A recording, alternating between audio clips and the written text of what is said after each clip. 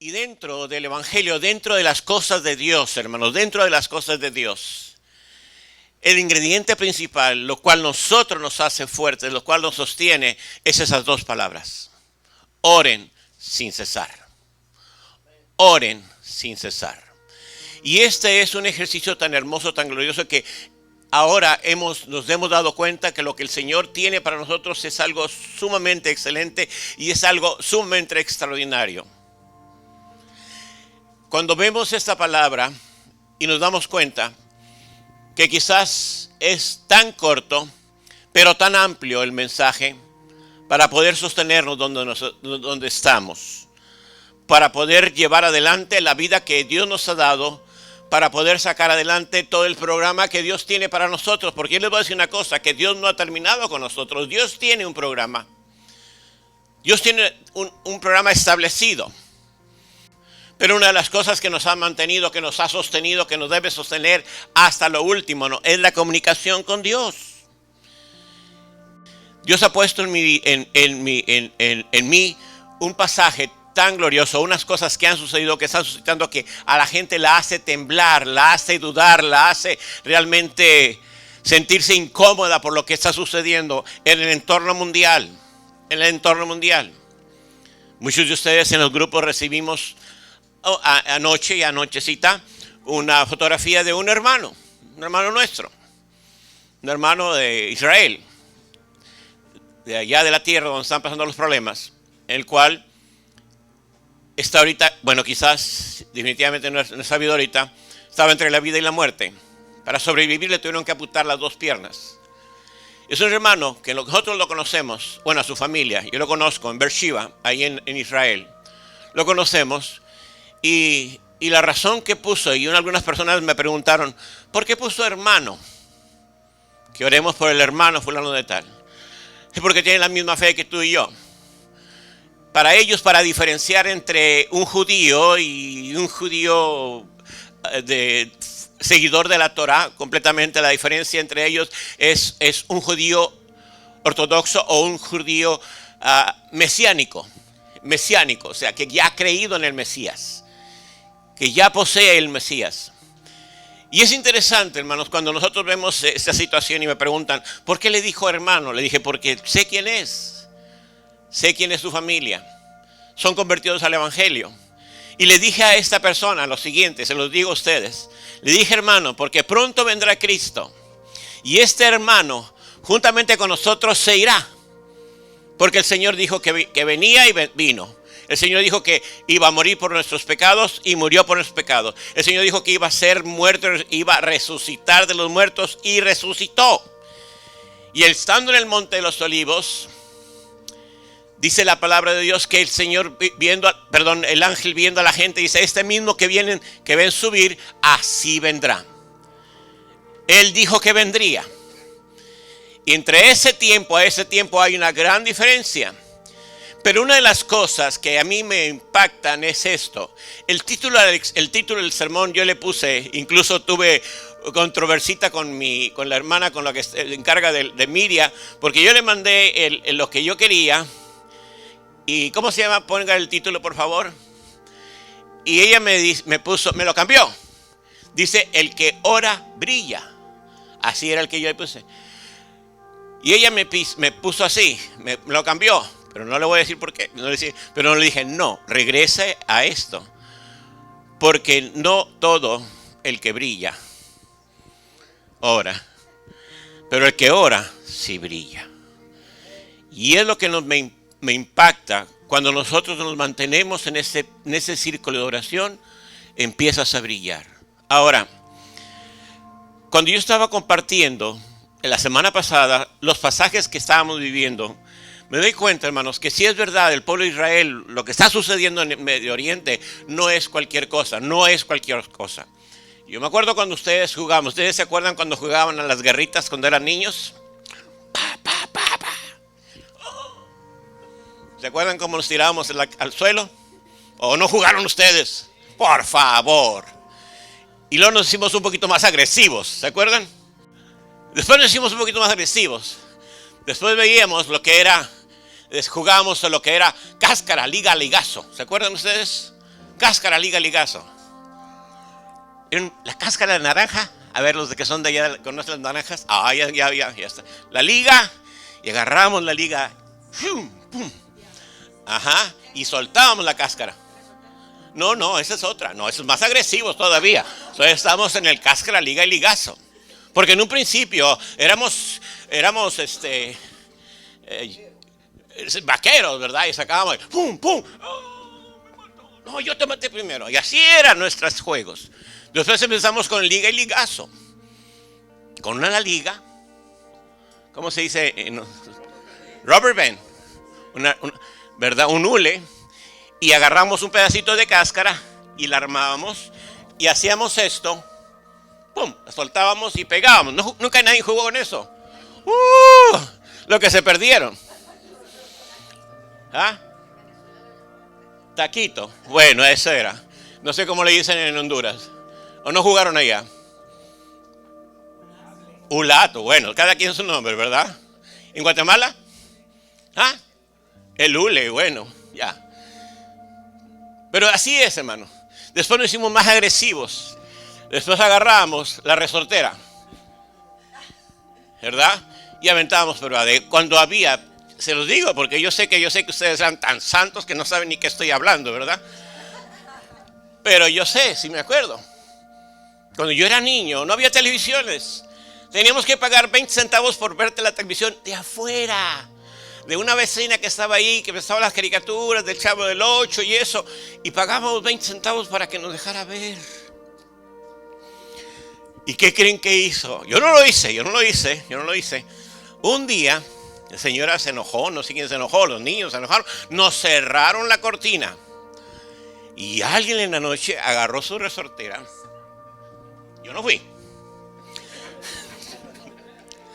Agarró su resortera porque le dijo, ¿me da los 20 centavos? No. Agarró la resortera y rompió el vidrio. Ay. Éramos agresivos. Lo que está sucediendo en Israel no es cualquier cosa. No es nada. Pero una cosa sí les quiero decir. Cuando el pueblo de Israel, al pueblo de Dios le fue dado su ley para que ellos siguieran adelante, faltaron. Acuérdense, el pueblo de Israel nace de Abraham, en Abraham. Después nace Isaac, y después de Isaac nace Jacob, en la descendencia. De Jacob nacen 12 varones, y son las 12 tribus de Israel. De allí, Jacob, junto con los 12, incluyendo a José, van a dar a Egipto, y pasan ahí muchos años. Después Dios levanta a un hombre de allí, dentro de ellos, que estaba en el desierto cumpliendo una misión medio rara, pero cumpliendo. Y dice la palabra de Dios que ahí le dijo, saca a mi pueblo de Egipto. Y Moisés fue obediente y no le fue fácil, pero sacó al pueblo de Israel de Egipto. Pasaron ahí 40 años, se les dio lo que les había prometido. Y ahí está el título de propiedad. Escúchenme bien, el título de propiedad de Israel, por lo cual están ahorita allá donde se encuentran. Muy bien. Nosotros hemos comprado nuestra casa, hemos comprado nuestro terreno, y usted tiene su terreno y ese límite que tiene allí. A Dios le fue dado a Israel esa tierra por heredad. Pero después pasa el tiempo, claro, llega Josué. Después de Josué hay un tiempo de jueces. Los jueces empiezan a hacer equivocadamente un periodo muy importante. Estoy hablando esto para que entiendan más o menos, para que estemos situados dónde estamos históricamente, qué es lo que está pasando y por qué es importante que oremos sin cesar. ¿Por qué? ¿Saben por qué? Porque después de que los jueces sucedió, ya pasaron el tiempo de la época de los jueces, dice la palabra de Dios que el pueblo pidió un rey. El Dios les concedió a un primer rey. El primer rey de Israel fue Saúl. Saúl no obedeció todo lo que tenía que hacer, y dice la palabra de Dios que él lo quitó, simplemente lo desconoció y levantó a otro llamado David. Después de David nació Salomón. Pero a partir de Salomón aquí viene algo muy interesante. El pueblo se prostituye. el pueblo se aparta de las cosas de Dios. Y aquí viene un castigo que dura aproximadamente 150 o 200 años para el pueblo, se alejan. Y dice la palabra de Dios que después fueron llevados de la tierra, primero el reino del norte y luego el reino del sur, porque de hecho después de Salomón se dividió el reino. Jeroboam y Roboam, dos hijos de Salomón, se partieron el reino entre los dos. Unos agarraron la parte norte, que hicieron como capital Samaria, que son, por así decirlo, los samaritanos que existen ahora, que están en Israel, y la parte sur, que fueron dos tribus, Judá y Benjamín. Nada más esos dos tribus, estaban allí. ¿Qué sucede con todo esto? Que simplemente se contaminan, se apartan de las cosas de Dios y viene el castigo para el pueblo de Israel. Mire lo que le estoy diciendo. ¿Por qué estoy diciendo todo esto? Porque pasó el tiempo, nació Babilonia, nació Nabucodonosor y empezó a ver, sacaron al pueblo de Israel, lo llevaron en cautiverio, estuvieron en cautiverio por un tiempo. Y hubo profetas que hablaron, que dijeron que se iba a restaurar. Es verdad. Y pasó un tiempo muy prolongado. Pero escúchenme bien. Desde Malaquías, el último profeta del Antiguo Testamento, Israel, el pueblo santo de Dios, el pueblo apartado de Dios, no tuvo profeta. Se acabó el tiempo de los profetas. No hay profecía. Hay un silencio aproximadamente de 400 años. Y eso se lo estoy diciendo yo, nosotros, los que decimos que hay un silencio de 400 años. ¿Dónde estaban los hondureños? ¿Dónde estaban los mexicanos? ¿Dónde estaban los venezolanos en ese tiempo? Estaban muy pequeños, muy insignificantes. No se nos desarrollaba mucho. Andábamos adorando piedras, andábamos adorando, sacrificando humanos o lo que sea. Éramos diferentes. Pero el pueblo de Israel estaba hecho para esa manera, pero desobedecieron y fueron apartados. Un tiempo. Para un judío decir esto, de que hubo un silencio, que nosotros los cristianos decimos que hay 400 años. ¿Por qué 400 años? Porque Malaquías, al Juan el Bautista, a Juan, el profeta que sale antes de Jesucristo, que anuncia a Jesucristo inmediatamente, hay 400 años de silencio. Pero para el pueblo de Israel, permítame decir lo que les voy a decir, para el pueblo de Israel no son 400 años, son desde ese tiempo hasta la fecha, no ha habido profecía. Pero déjenme decirles que la profecía que está escrita, que la profecía que ellos tienen en la Torá, la profecía que nosotros tenemos en la Biblia, la profecía que se está cumpliendo, se está desarrollando. Y muchos de nosotros sí nos aterra lo que está sucediendo, pero está escrito. Déjenme decirles esto. Desde Malaquías hasta el advenimiento, hasta la venida del Señor Jesucristo, porque históricamente está escrito. Nuestra humanidad, nuestra historia humana, como testimonio hemos puesto, y no sé a quién se le ocurrió, decir que estamos en el año 2023 después de Cristo. ¿Sabe usted? Por eso estamos. Pero a partir de Cristo para atrás se decía antes de Cristo. Y por eso decimos ACDC. Antes de Cristo, después de Cristo. Ok, estamos. Para el judío, hermanos, desde Malaquías hasta el día de hoy no han tenido profeta. Nosotros, el Señor hizo que brotara en Israel, después de haber regresado de cautiverio de Babilonia, regresaron otra vez a la tierra. Y fue en ese tiempo cuando Juan el Bautista nace, cuando Juan empieza a predicar, cuando el Señor Jesucristo hace su aparición en el Jordán y empieza una época totalmente diferente. Escúchenme bien, no he terminado. Es interesante saber de que el castigo de Dios para el pueblo de Israel, desde que Nabucodonosor los tomó como esclavos, los apartó, les quitó las tierras, les quitó después Darío lo restableció, los establece, Nehemías, Esdras. Muy hermosa la historia de Esther y todo eso, preciosa. Regresan a Israel. Regresan a Israel. Ojo, pongan atención. Se apartaron de Dios. Hubo un castigo, se apartaron. Después viene el mensaje de Juan. Y que le decían, ¿eres tú el Cristo? No, yo no soy el Cristo. Yo no soy digno de desatar las correas de sus calzados, sino el que viene detrás de mí, Él es. Y llegó Jesucristo. Jesucristo predicó, compartió la palabra. Y hoy en la mañana, compartiendo con la clase que me dio la oportunidad de compartirles, yo les decía que la fe era importante, muy importante, para poder establecer lo que se ha establecido. Jesucristo con sus discípulos les dijo a ellos que no tuvieran miedo, que no se angustiaran, que no se preocuparan, porque no nos iba a dejar huérfanos. Porque los discípulos, escúchenme bien lo que se los dije en la mañana a nuestra clase. Nosotros como herencia religiosa realmente no teníamos mucha herencia, porque nosotros, en el buen sentido de la palabra, a cualquier palo de escoba nos arrodillábamos. Esa era nuestra convicción.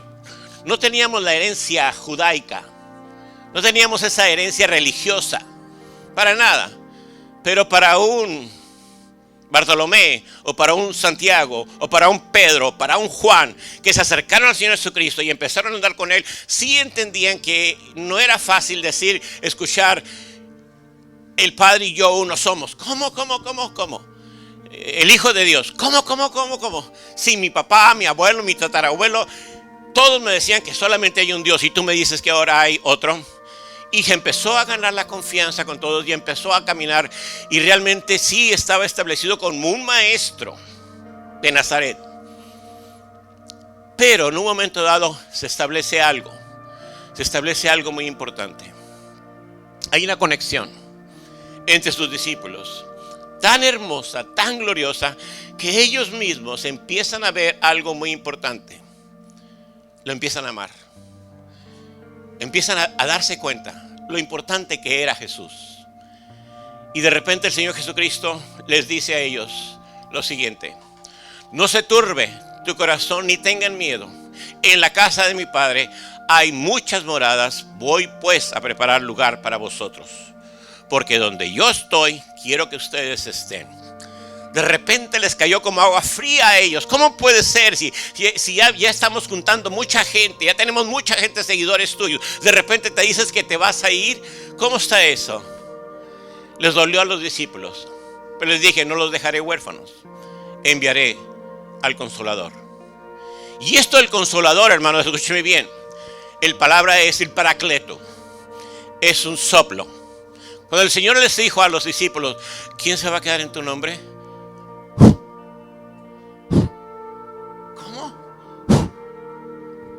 Nada tangible, a ti te tocamos, a ti te vemos, a ti te hemos expresado, te hemos escuchado, te hemos hecho caso. De repente tú dices que va a venir un soplo. Y eso es interesante, hermanos, porque la palabra nos dice claramente desde el libro de Habacuc, uno de los profetas. Después Pablo, el apóstol Pablo, lo refiere, que el justo por la fe vivirá.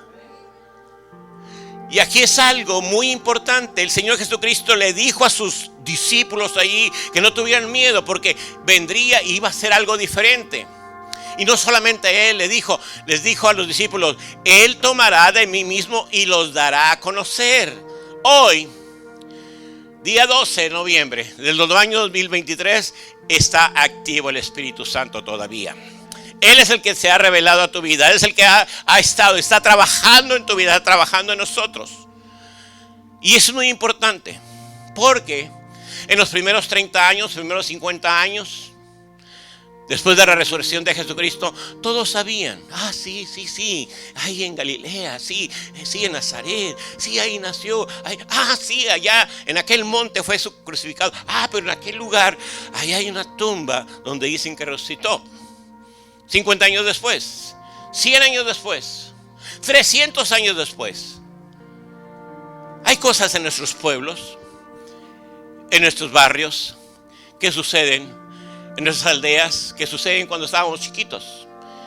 Y para nosotros es relevante, porque nos acordamos de don Panchito, nos acordamos de doña Tere, nos acordamos ¿me entiende? Aquellas mujeres o aquellos hombres virtuosos o aquel buena persona que estaba, pero mis hijos ya no es relevante para ellos, pues fue mi experiencia. Pero quizás mis hijos podían escuchar cuando yo voy con ellos ahí, donde yo crecí, donde nací. Me dije, mira, aquí vivía doña Tere, ella, cuando yo iba a comprar mandado, con una tarjeta de crédito que tenía, un cartón que teníamos, mamá quiere esto. Y el cartoncito nos puntaba ella y ahí va. Pero ella tenía sus cuentas y cada semana venía a pagar. Pero me acuerdo que la señora, doña Tere, me decía, llévese, mijita. Agarraba unos dulcitos, unas colaciones, unas azucaritas y me da. Yo iba contento. De eso se acuerda uno. Para mi hijo ya no es relevante para él. Para mis nietos menos. Pero resulta, hermanos, que el Señor no se olvidó de nosotros. Porque tú estás en el lugar donde estás, sentado donde estás en este momento, porque has recibido la promesa del Señor Jesucristo que Él estaría con nosotros. Pero, déjenme decirles esto, escúchenme bien. Si Dios se levantó contra su pueblo, cuando dejaron la ley, cuando dejaron y se contaminaron y hicieron tantas cosas, escúchenme bien lo que les voy a decir. Y fueron como 300 años y pico lo que sucedió, escúchenme bien. Desde el día que el Señor Jesucristo ascendió a los cielos, el año 70, Jerusalén desapareció. El año 70 Jerusalén desapareció. Y el Señor Jesucristo lo dijo, no va a quedar piedra sobre piedra. El Imperio Romano tomó control de la entidad y destruyeron la ciudad. Se desbarató por completo. Lo majestuoso que era Jerusalén quedó por casi 270 años aproximadamente después de eso, según los historiadores romanos nos dicen lo que sucedió. Sitiaron a Jerusalén. Nadie podía entrar ni por una piedra, nada. La guardia romana estaba alrededor de Jerusalén. Nadie podía entrar. ¿Qué creen que creció? Maleza. Animales silvestres crecieron allí. Y nunca más, escúcheme bien, 270 años, hasta 1948, 47, Dios está permitiendo al pueblo de Israel que regresen a su tierra. ¿Cuántos años son? Muchos. Más de lo que sucedió con Babilonia, contra Israel, contra Babilonia, Babilonia contra Israel. Todo esto, hermanos, se los digo, con mi mano en el corazón, se los digo, que Dios actuó de esta manera, de llevarse, escúcheme bien, si tú consideras que eres judío y estás viviendo en esa, dices, ¿cómo pudieron haberme sacado de mi pertenencia y llevarme? Y cejaron todo. Se distribuyeron por todas partes. Hasta 1948 se reconoció el Estado de Israel y empezaron a regresar a Israel. La gente están regresando ahora. Una nación que demográficamente hace 100 años no existía. 75 años atrás no existía. Es un país joven, muy joven, pero Dios lo estableció desde Abraham y ahora están tomando la posición que ellos se les fue dado desde Abraham. Así es. Pero lo interesante es que el haber rechazado al Mesías, el haber rechazado al Cristo mismo, los trajo en una condena que les ha sido mucho más grande. La abominación, lo más grande, lo que ha sucedido para el pueblo judío es ser dispersados por todas partes. Y los tenemos aquí, los tenemos en México, los tenemos en Honduras, los tenemos en Brasil, los tenemos en Nueva York, en Estados Unidos, los tenemos en todas partes. Pero muchos de ellos empiezan a regresar y tomar posesión de su país. ¿Qué es lo que quiero decirles con todo esto? Que el apartarnos de Dios no nos conviene. No nos conviene.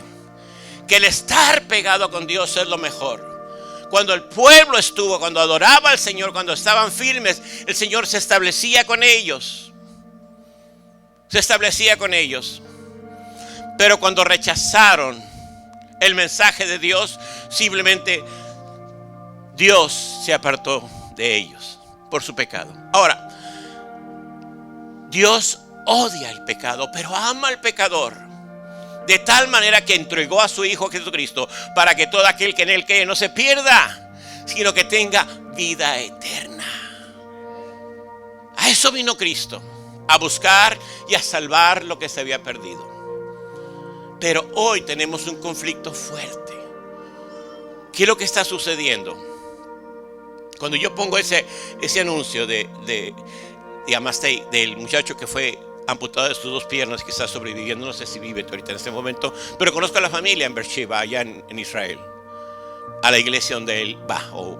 No lo conocí personalmente porque era un niño, lo más probable, y ahora es un joven y está en la guerra. Pero le pasa eso. Y me preguntan, bueno, ¿qué va a suceder con él? ¿Por qué le dices hermano? Le dije, porque es hermano mío. Porque la palabra de Dios es bien clara cuando dice en Juan, a los suyos vino y los suyos no le recibieron. Mas a los que le recibieron, a los que creen en él, les dio la autoridad de ser llamados hijos de Dios. Hijos de Dios. No primos de Dios, no cuñados de Dios, hijos de Dios. Y eso hace la gran diferencia. Yo recuerdo cuando una ocasión andábamos visitando por las casas, estábamos tocando una puerta de una hermana que sabíamos que vivía ahí, que estaba visitándonos ya. Tocamos la puerta y salió un hombre con un vaso de licor muy fuerte. Tocó y yo pregunté por la hermana fulana de tal, y se me queda viendo el hombre y dice, oiga, se me hace que mi suegra, ¿cómo es que es su hermana? Y le dije, ¿quiere que le explique por qué le digo mi hermana? Pues pásele, ¿quiere tomar una copita? Le dije, no, agüita por favor. Y entramos y empezamos a platicar. Una conversación que se llevó como 3 horas. El hombre no dejaba de beber. Se acabó la botella de whisky. Y yo le dije al final de cuentas, dije, mire, ¿sabe una cosa? Les agradecemos, pero tenemos que irnos. Ya es muy tarde, tenemos que irnos. Mire, vengan mañana. Bueno, vengan mañana. Terminamos la conversación. Mañana terminamos. Pero antes de irme le voy a decir una cosa. Que usted tiene que abrirle su corazón a Jesucristo. Ábrele su corazón a Jesucristo. Entregue su vida al Señor. Y me dice, mira. Así como somos los mexicanos. Mira. Era un mexicanillo, me dijo. ¿Cómo crees? Dije, es más, ya lo hizo. ¿Qué? ¿Cómo que ya lo hice? Mira, tenemos aquí 2 horas y media tomando usted y no está borracho. Oye, pues sí. ¿Qué ha pasado conmigo? Porque el Espíritu Santo lo ha neutralizado. Lo ha neutralizado. ¿Y qué sucedió? Él le dice a la esposa, bien típico mexicano, vieja, ¿cómo ves aquí al pastor? ¿Aceptamos a Cristo? No, tú sabes. No, los dos, vamos los dos. Entonces yo hice una oración y salimos de ahí. No llegábamos a la casa todavía y sonó el teléfono. Y me dicen, no vengan mañana. Mi yerno nunca llega los viernes. Mañana es viernes, no llega los viernes. Siempre tenemos que ir a recogerlos a la cantina fulana de tal. Ahí lo recogemos, ahí lo sacamos de ahí. Sus trabajadores nos lo traen aquí a la casa, tomado. Y dije, ¿sabe qué, hermano? Usted prepara esas tortillitas calientes de harina que usted siempre sabe hacer. Y cafecito caliente y ahí voy a estar. Bueno, pero si no está, ¿no se enoja? No, le dije, si usted tiene tortillitas calientes de harina y cafecito, no me enojo. Cuando llego ahí, el hombre está allí, esperándonos. Y siempre le dije, ¿qué pasó? Aquí estoy. Pero créeme que estoy pensando en esa invitación que usted me hizo. Ya la hizo. Pues déjeme decir lo que está sucediendo. En mi vida está sucediendo algo. Hoy en la mañana, siempre como religión me decía, así me dijo, como religión, yo pasaba al Valero, agarraba un 6 o un 24 y me lo llevaba. Yo soy el dueño de mi empresa, así que todo el día estaba tomando. Ahora agarré una cerveza y me sabía a gasolina. ¿Y esto qué? ¿por qué me sabe esto? Entonces dije, algo está, compré otro, un 6, dije a ver si me servía. Me sabía igual, me sabía raro. Bueno. Dije, no, y lo peor del caso es que yo me acababa 2 cajetillas de cigarros diarias. Hoy agarré la cajetilla de cigarros y no sé a qué me sabía.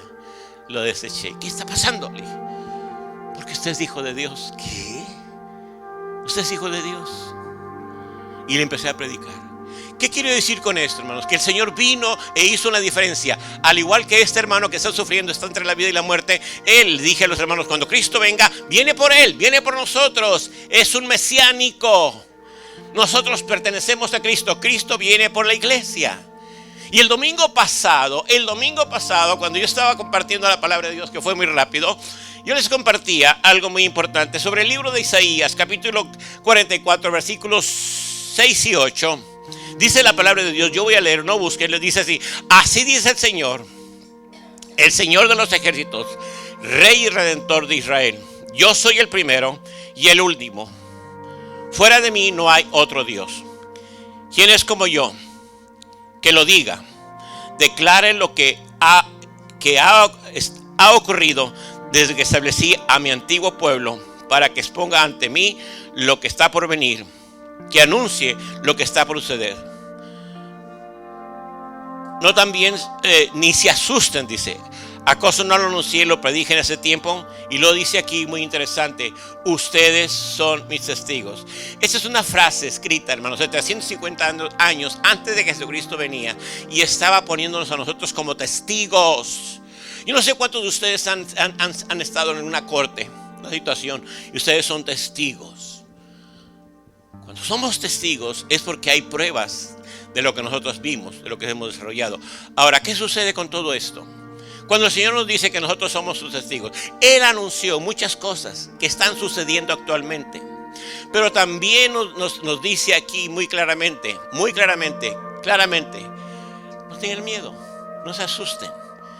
Yo ya lo dije y se va a establecer y va a desarrollarse.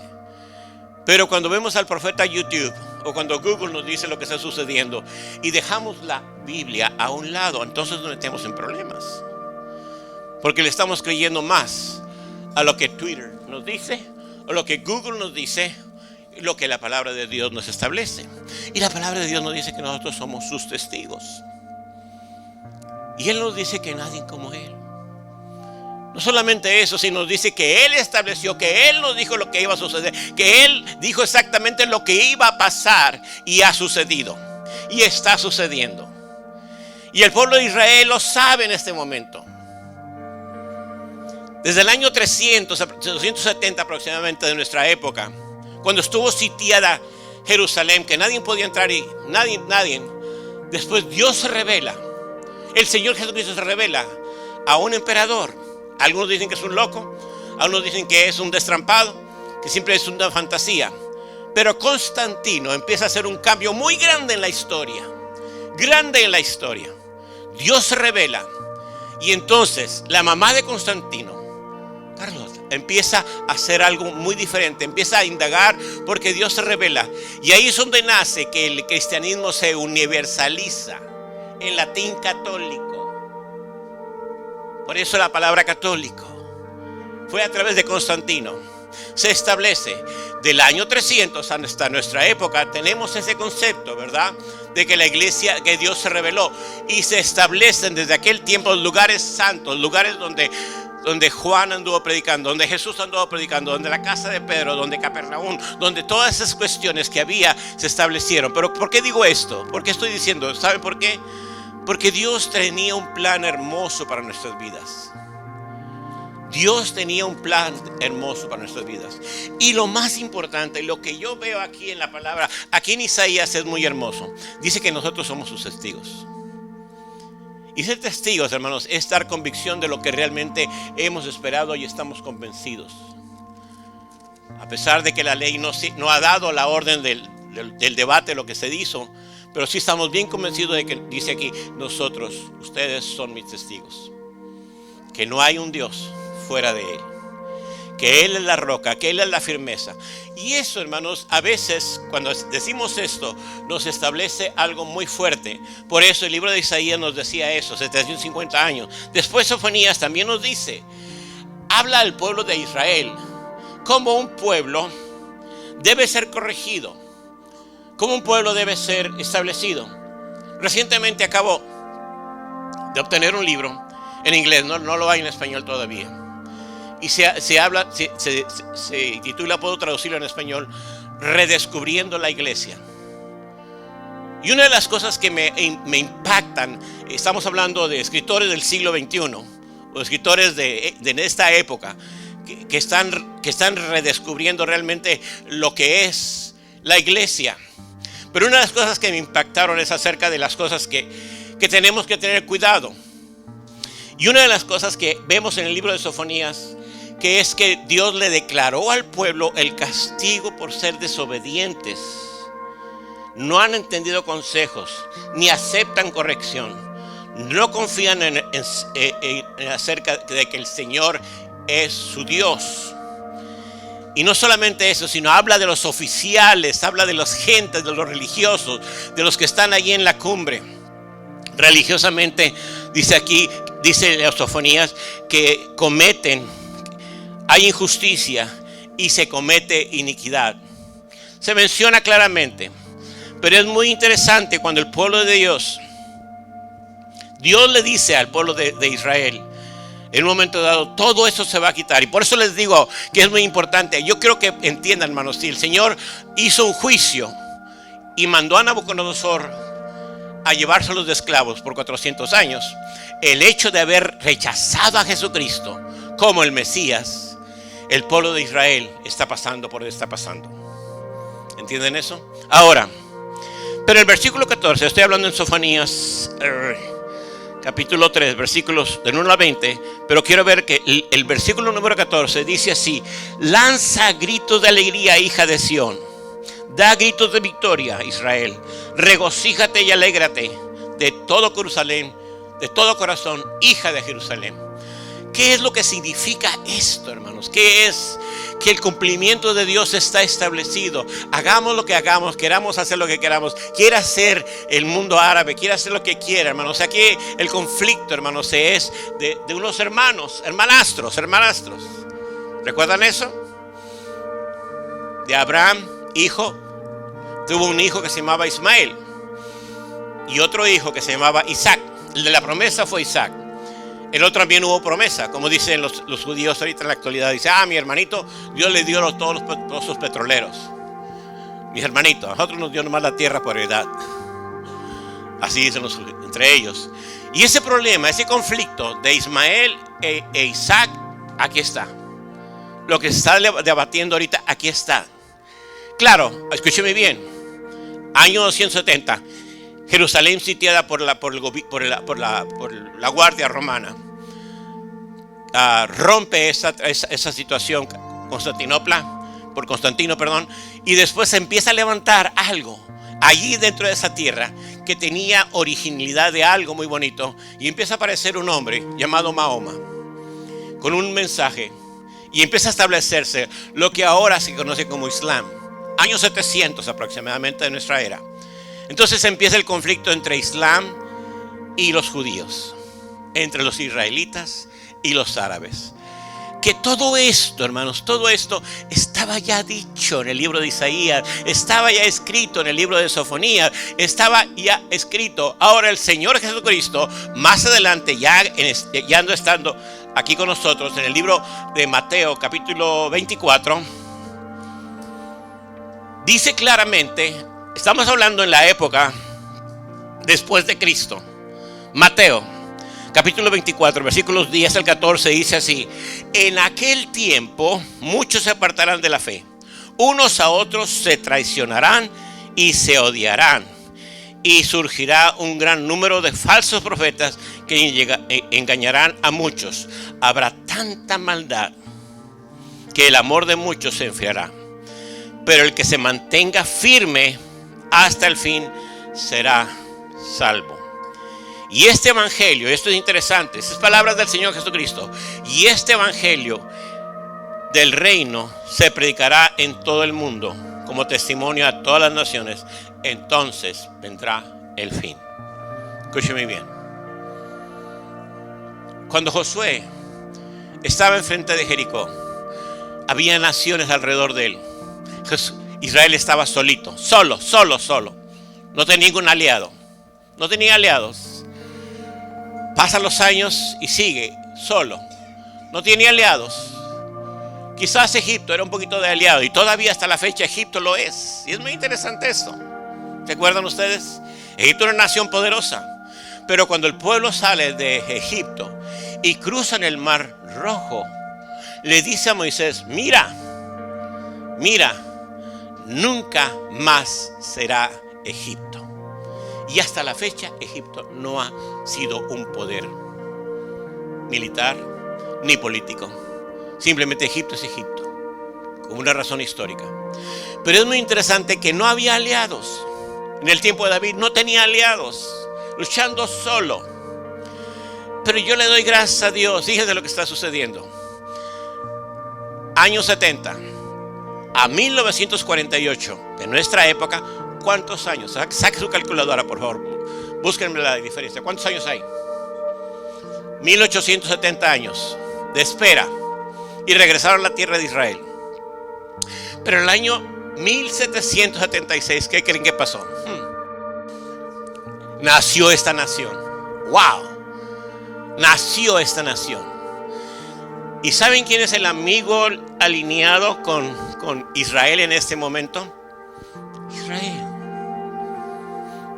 Perdón, de Israel es Estados Unidos. Qué interesante. Sí, es verdad, cosas catastróficas vienen fuertes, muy fuertes. Cuando yo veo la agresividad de Ismael contra Isaac, y cuando veo la agresividad de los palestinos, los árabes contra Israel, es lo mismo, hay agresividad. Pero hoy se levanta un hermano aliado para Israel. Que cuidado, que es verdad, increíble. Un día lo conocerán, un día lo sabrán. Estarán presentes allá en Israel. Y mis hermanos ya estuvieron allá, algunos de ustedes ya estuvieron allá con nosotros. Pero cuando ven ustedes la inteligencia militar israelí, ustedes ven la sagacidad que tienen como individuos para poder hacer cosas que nunca nadie, ningún ejército ha tratado de hacer. Ahora viene la tecnología de Estados Unidos, viene el armamento de Estados Unidos, vienen las cosas, y realmente va a estar la cosa bien fuerte.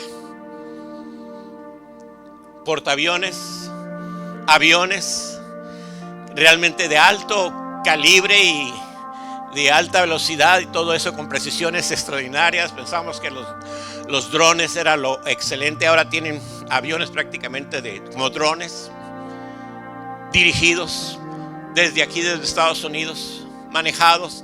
Hay tantas cosas. ¿Por qué les digo todo esto? Porque esto no es el fin. Esto no es el fin, es el principio de dolores.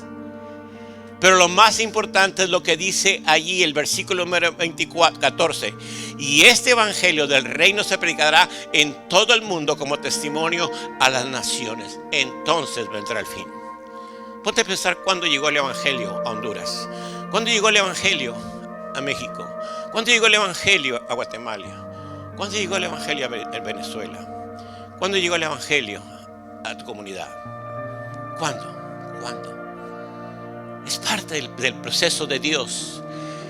Y es la parte profética, hermanos, donde nosotros tenemos que estar allí. Entonces dice, vendrá el fin, cuando el evangelio sea predicado por todos lugares.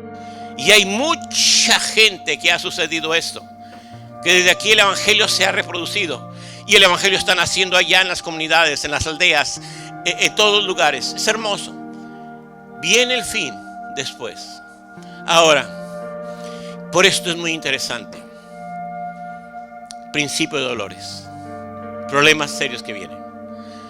Pero una cosa sí es muy importante, lo que el apóstol Pablo decía: oren sin cesar. Los judíos están acostumbrados a orar 3 veces al día. Los maometanos o los islam, los árabes están acostumbrados a orar 6 veces al día. Nosotros todo el tiempo. No son las 6 de la mañana, no es al mediodía, ni es a la noche o a la mitad de... no, todo el día. Por eso la palabra de Dios dice hermosamente, oren sin cesar, constantemente. Cuando tú haces eso, cuando nosotros hacemos eso, empiezas a brillar. Tú en tu trabajo, tú, lo que tú estás desarrollando y qué bueno que estás desarrollando lo que estás desarrollando. Y te ha llevado tiempo para poder entender. En la vida cristiana es exactamente lo mismo. La vida cristiana es de oración. Y escuchen muy bien. Hay una frase mexicana por ahí, no sé si en otros lugares lo hay, donde dice, no todo lo que brilla es oro, pero todo el que ora brilla. Si realmente tú quieres salir adelante en la vida, tu oración. En inglés yo le digo, practice your own neology. ¿Qué es eso? Practiquen su propia neology, rodilla, no la teología. Stop about theology, vete a las rodillas. Y yo le digo en español, le digo, dosis de rodillín es lo importante, constante. Entonces, hermanos, si estamos orando, vamos a brillar.